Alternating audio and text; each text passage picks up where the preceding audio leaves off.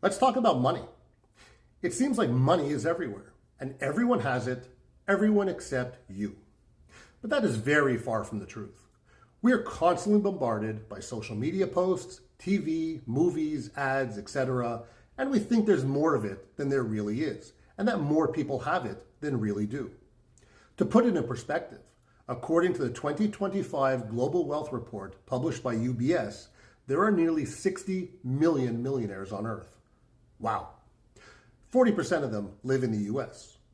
Based on a global adult population of roughly 6 billion, that's where the constant talk of the 1% comes from. So 60 million millionaires. Sounds like a lot, right? That's why we see so much of it around us, with all the homes, cars, watches, yachts, jets, etc. But there's always a but. So here it is. $1 million is not a lot of money anymore. It certainly does not make someone rich in 2025. Typically, it just means that someone has $1 million or more in savings and investments that are mostly tied to the markets. If the markets take a big enough dip, then someone with $1 million, their status is gone along with it.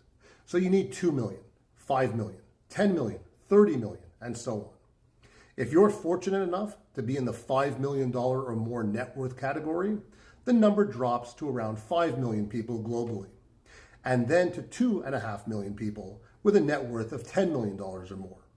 If you hit the coveted $30 million plus net worth level, there's only roughly 550,000 people in the entire world. So that's not the 1% anymore. Now it's the 1% of 1%. Bottom line means that more than 99% of the global population is likely struggling financially. So there's always been a significant gap between the rich and the poor. It's nothing new.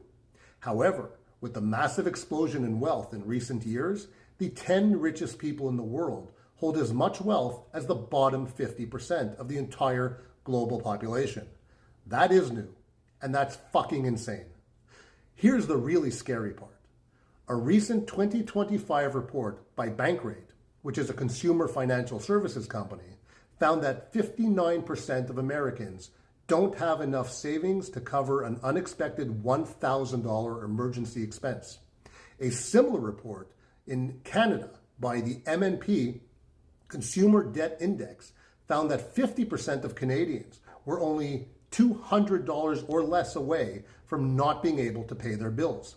So again, if you think everyone has more money except you, you're severely mistaken.